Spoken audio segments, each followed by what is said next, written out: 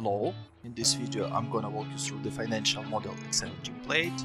I will show you the main inputs, the core outputs, reports and charts. So let's get started.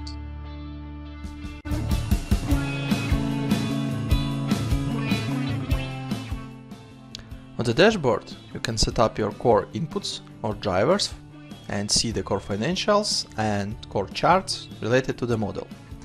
So let's start the model setup from the launch date. For example, your business will launch in May 20. Also, you can see that each yellow cell has this notification window with explanation of what you're supposed to input in this cell. So it will help you to understand and navigate across the model easily. So the next step is to set up your marketing budget and visitors assumptions. You have two options in the model, which is online marketing and offline marketing. If you don't need, for example, offline marketing, you can just clean these cells and you will have only online marketing in your model. If you need both, just adjust these assumptions as needed and it will drive your model. So let me show you how it works. For example, for online marketing, you can put annual marketing budget, for example, $100,000, and each next year it will be additional $20,000. The next step is to set up the cost per visit. It can be $1, 1.2, 1.4, 1.6 and 1.8 by years. The same idea for offline marketing, and as a result you can see the total visitors which you have by years. And the next step is to convert these visitors to new customers across the conversion rates across your sales funnel. So first of all, you have conversion rates from visitors to sales opportunities. Let's pretend this is 50%, for example. It can be changed by years as well. 52, 54, 56, 58. So 67,000 of visitors will be converted to 33.9 thousands of sales opportunities in 2020. The next step is to convert your sales opportunities to engaged opportunities. Let's pretend this is 20% and it can be equal across all the years. So 20% from 32.9 thousands of sales opportunities, this is 6.8 roughly engaged opportunities. And you can see this is also changeable by years. The next step is to convert your engaged opportunities to new customers. This is the final step of your sales funnel within the model, so you can put 10%, for example, 11, 12, 13 and 14. So 10% from 6.8 thousands of engaged opportunities will give you 679 new customers for the 2020. So after you will set up everything, revenue, expenses, COGS, wages and all other assumptions, you may review your core financials and review your revenue breakdown by services or products, your profitability, which includes revenue, EBITDA and EBITDA percentage, the cash flow chart by years and the cumulative cash flow also by years.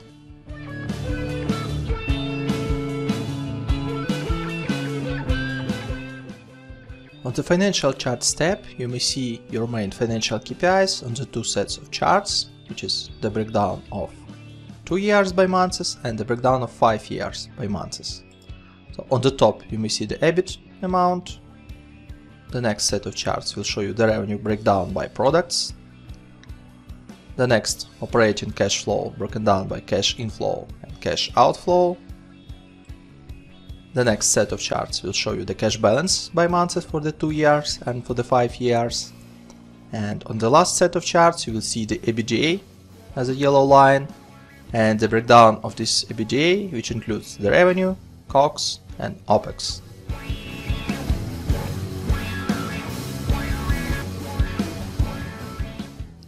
On the operational charts tab, you may see your main operational metrics for the 2 years broken down by months and for the 5 years broken down by months as well. So on the first set of charts you may see the new customers breakdown by your services or products, also for 2 years by months and for the 5 years by month.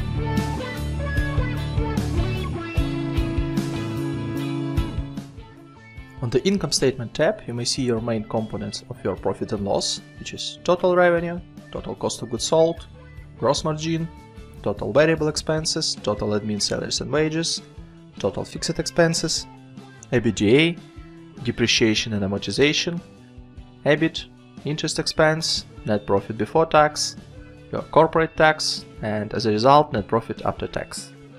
Please note that each category has its own subcategories, so you may click on this plus button and see the detalization, for example, for fixed expenses, or for variable expenses, or for example for the revenue.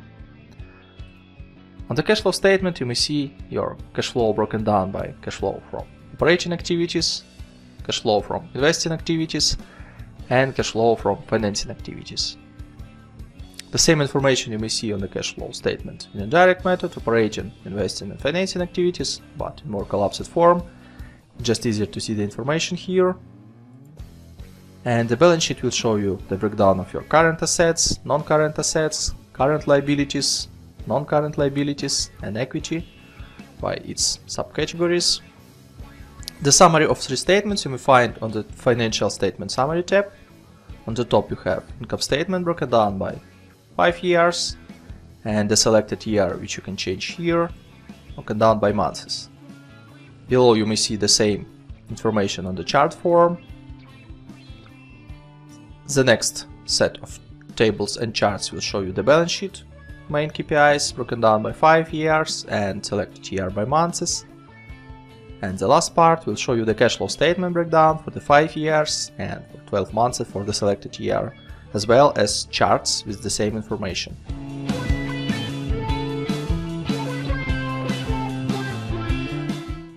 On the Benchmark KPIs tab, you may see 5 industry-specific benchmarks, and you may see the comparison of these benchmarks with what is calculated in your model.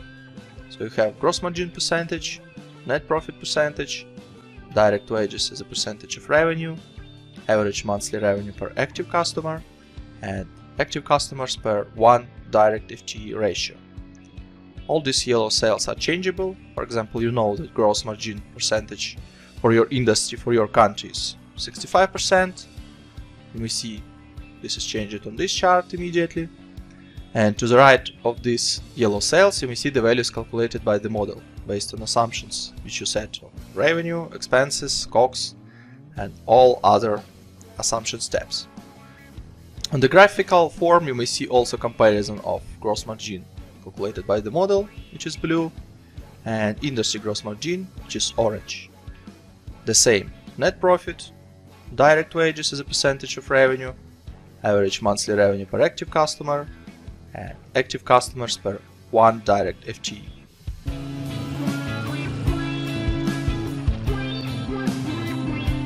You may see the revenue summary for the main revenue streams, broken down by years as an absolute values and as a percentage breakdown. The same information is reported in here on the charts. Also, you are able to select specific year and to see the monthly run rate and revenue depth for these revenue streams. On the bottom of top revenue report, you may see the revenue bridge, and you may see the total revenue for the starting year and for the ending year, which you may play using these setups, and you may see the factors of growth of this revenue broken down by revenue streams.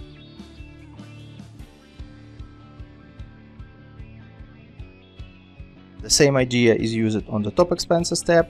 You may see top 4 expenses streams and all other expenses collapsed in one line. Also, this is broken down by absolute values and percentage breakdown. The same information you may find on the charts. Also expenses depths, monthly run rate, with the ability to change the year, and expenses bridge with factors of expenses growth from one year to another year.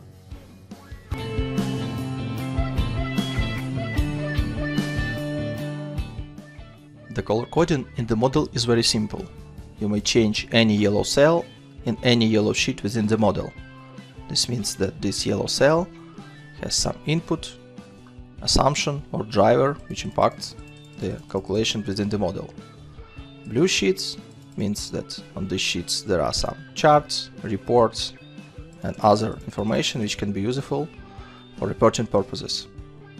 On the tabs without color, you have some extra calculations related to revenue, to debts, equity, inventory, and everything which is needed for the reporting. Additionally, you have Contents tab, which allow you to navigate across the model very simple. So you may click on any report and you can go back. It is broken down by reports, assumptions, statements, and setup. There is short explanation about what each tab does, but if you want to know more, you can go to How To and to see more detailed explanation of what each tab does and what inputs you may find on this sheet and what kind of outputs you may find on this sheet as well. Any header of this section is also clickable, so you may click on, for example, Book Assets, and you go directly to this tab.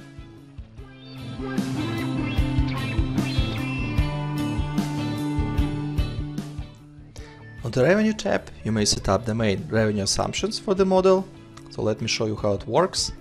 So first of all, you need to set up your services names or product names, for example, offering 1 or whatever name you need. Also, if you don't need all 5 services or products, you can just clean assumptions for 4th and 5th and have only 3 offerings. The next step is to set up your starting number of customers. If you have some active customers as of the start of the year, so you can put some numbers, for example 50, 60 for each service. If you don't have any active customers, you can just clean and start from 0 active customers. The next step is to allocate your new customers by different services. So it's changeable by years. For example, for services A, it can be 10, 15, 12, etc. And you can adjust to have 100% on the total, some other service, for example 25 and 20. So now you have 100% for all the years. The next set of assumptions is to set up your lifetime in months. Let's pretend that in services A, average customer will live in 5 months, services B type 6, 10, 12 and 15 months. To the right, you may see the calculation of active customers by years, depends of this lifetime. If you change something, for example 8, you may see the changes in calculations. This means that because of your new customers live more, you'll have more active customers. On the bottom you may see the total. And the next step is to set up the pricing. First of all, you should understand of how much in average billable hours per month per active customers each service will require. For example, in services A, average customer will have 100 billable hours per month, 110, 120, 130 and 140. And the final step is to set up the price.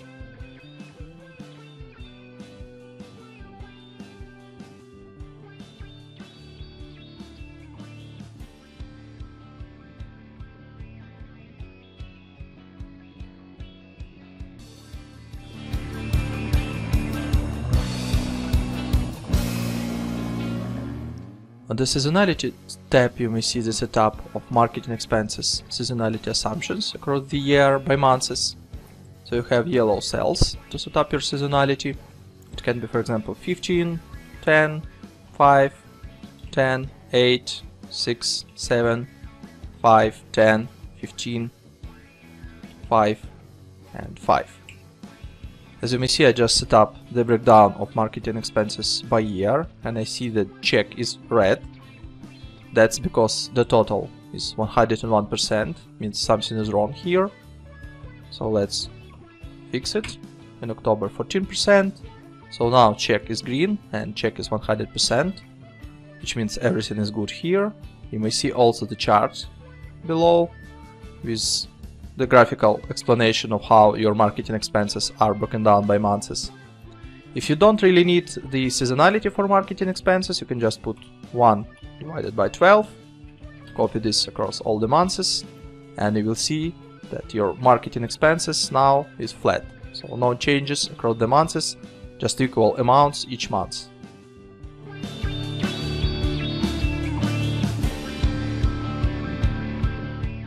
On the COGS tab you may find 6 categories or components of your COGS. One of them is predefined, which is direct salaries and wages. I'll explain a bit later how to drive this on the direct wages tab. Other 5 categories are available, so you can change the names. I don't know, for example, hosting. So you can change the COGS assumptions, for example, 15% of revenue. And on the top you may see the main driver of calculation for the COGS, which is total revenue by months. And here you may change the assumptions, which is a percentage of total revenue.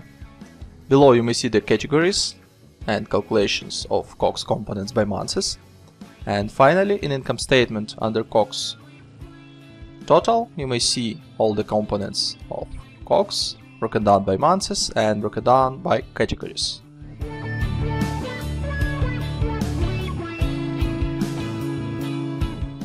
On the direct wages tab you have 19 categories to set up your direct headcount. So let me show you how it works. First of all, you have 4 different subcategories, and let's go one by one. First subcategory has 5 placeholders, for example, account executive or SDR, and each one has its own basis and parameter. Parameter in this case, this is 1 FTE per X basis, and basis, this is new customers per month. Means that, for example, I will set 15 for account executives. Each 15 new customers within service A by month will require 1 additional FTE. The calculation of number of this headcount you may see here. This is by years. Also you can set up the annual salary per FTE, for example $25,000. The annual salary rise, for example 5%, 4, 3, 2. Average monthly bonus per headcount 10%, and payroll tax rate 12%. If you don't need them, you can just clean this or both. Below you may see the calculation of your annual salary depends on base annual salary and annual salary gross or raise. Below you may see the calculation of headcount by months for these categories, monthly base salaries by categories by months, monthly bonus, and payroll taxes also by categories and by months. The next section consists of different bases, which is active customers, for example customer success. So it can be per each 20 active customers you will have 1 new FTE or headcount. The same annual salary growth if it's needed, monthly bonus, and tax rate.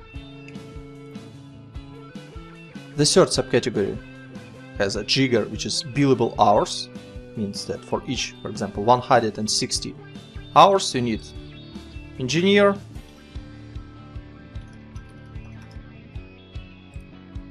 so if you have 320 billable hours, you will need 2 engineers, obviously. The same idea of annual salary, salary growth, monthly bonus, and payroll tax rate.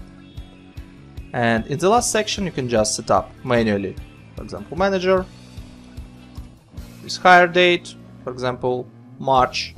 Fire date can be the end of the model or some specific date. Again, annual salary 50,000. You need to input the average number of headcount. It can be 1 always, or you can hire, for example, in year 2 managers, then 3, 4, and 5. So below you may see the calculation. It is hired in March, as we set up March of the start date. Starting from January it's 2, then 3, and etc. And finally, in income statement, under COGS, you have direct salaries and wages, which is a total of bonuses, payroll tax.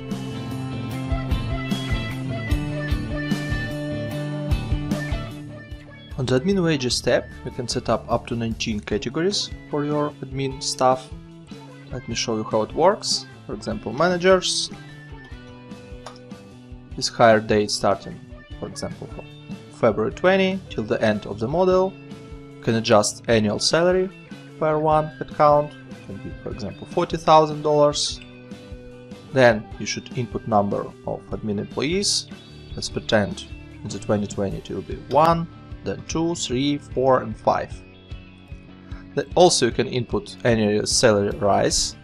So, for example, 3% of annual salary first year, for next, 5, and 6. Also here you have set up for the monthly bonus, for example 5% per month, and the payroll tax rate, for example 12. Below you may see the calculation of annual salary, depends on the annual salary for the base year and for the annual salary rise. Also here you can see the calculation of number of headcounts. It starts in February because we set up February start of hire. Here you can have monthly base salaries, monthly bonus calculation, and monthly base taxes, which is payroll taxes. And under income statement you have total admin salaries and wages section, where you may see the breakdown of all your headcounts categories and the breakdown the values by months.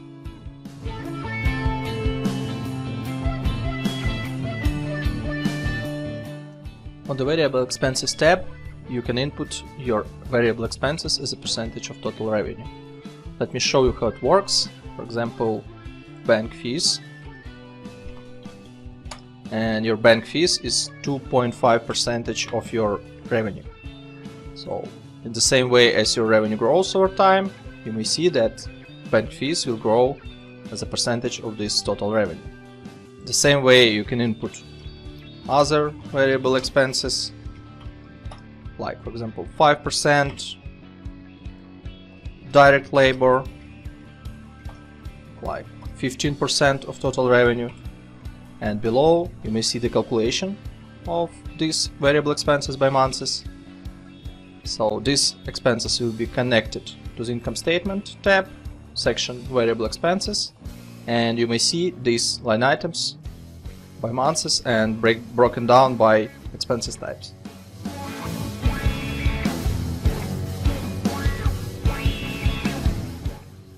On the fixed expenses tab, you may input up to 15 line items for your fixed expenses. Let me show you how it works. For example, you have utilities. You will start pay starting from March 20 till the end of the model, which is December 24. You may see it here. Let's pretend periodicity will be daily with amount of $50 per day. So you may see these amounts in here. It is calculated based on count of days within this month. So obviously in March 20 you have 31 days. That's why you will have 1550. In April you have 30 days. This means this will be $1500. Also you have ability to input some growth rate year over year. Once you input this growth rate, you will see that your utilities will grow over year. Let me give you a couple of other expenses types. For example, advertising. Let it start in March and finish in August 24. This will be on weekly basis with amount of $100 without any growth. So starting from March till August 24, you have $400 per month, which is 4 weekly payments each month, and that's it. Another option is bi-weekly. For example, $500. You can start from July, for example, and you will have 2 payments, which is 2 bi-weekly payments within the month. $500 multiplied by 2, you have $1,000 per month.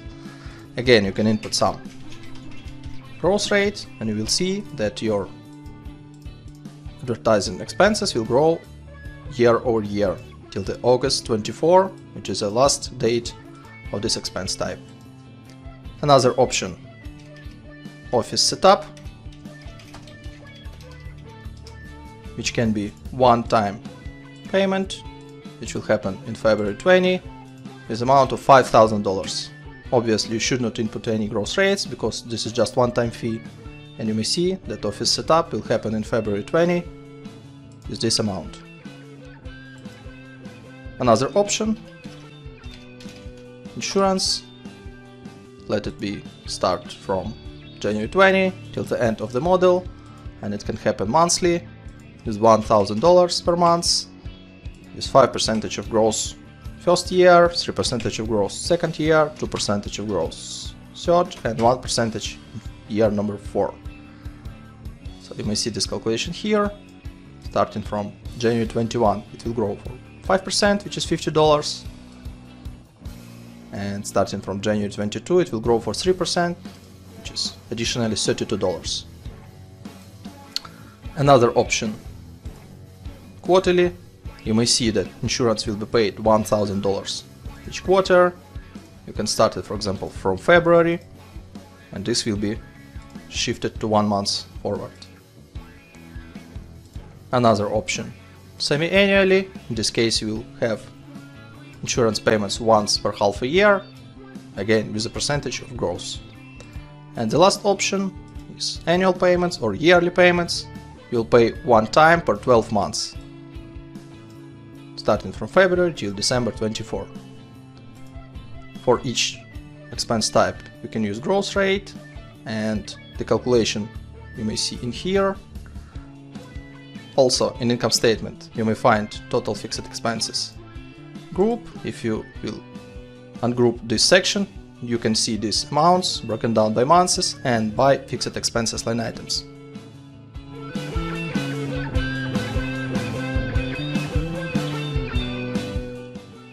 On the CAPEX tab you may input up to 20 development expenses categories. Let me give you a couple of examples. So for example, office development with purchase date of February 20 with spending of $10,000, and you also can input payment delay. What does it mean? Let me set up 2 months, for example. It means that this amount will be accrued in February because of purchase date is February, but paid development expenses will be in April 20 for this office development. And you will have some balance of CAPEX accounts payable for 2 months.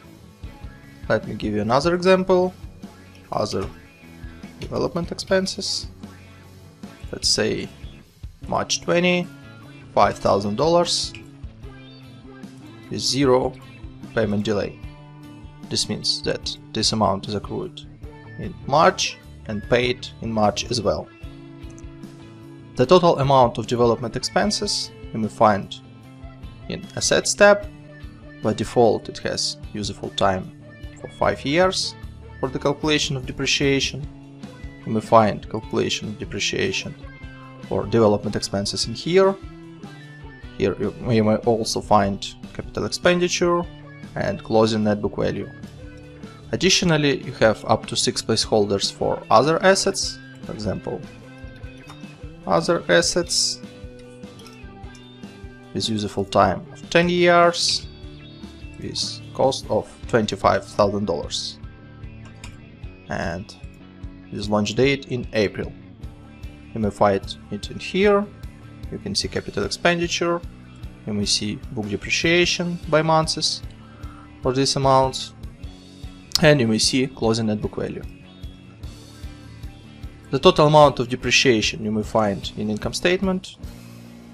On the cash flow you may find cash flow from investing activities for these assets, and on the balance sheet you may find fixed assets amount under non-current assets and CAPEX prepayment and CAPEX payables as well.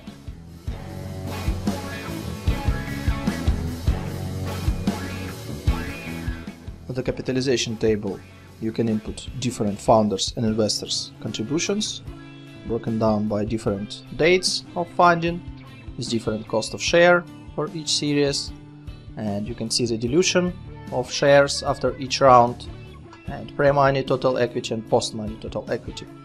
Let's pretend that we have 2 founders founder 1, founder 2. So total amount of shares for founder 1 can be 10,000, for founder number 2 20,000. Let's imagine that cost of share will be $2 and the date of founding is February.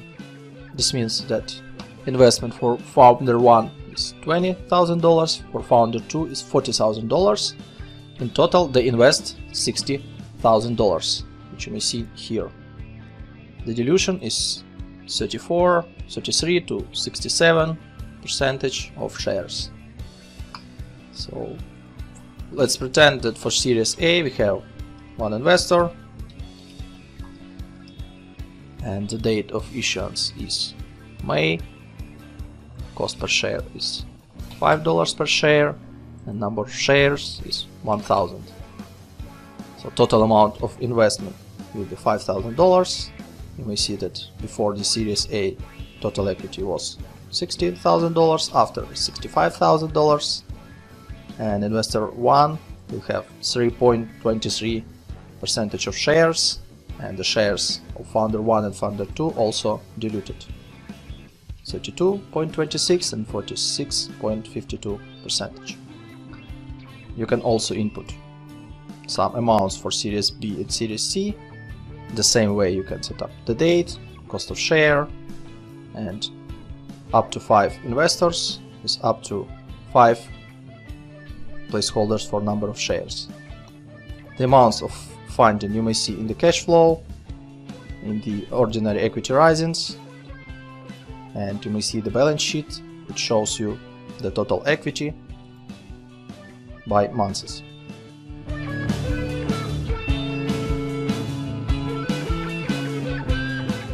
Also on the top of the dashboard we have debt assumptions.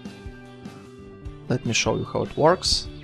So for each debt you are able to select the debt type. There are 2 debt types in the model, which is annuity and usual.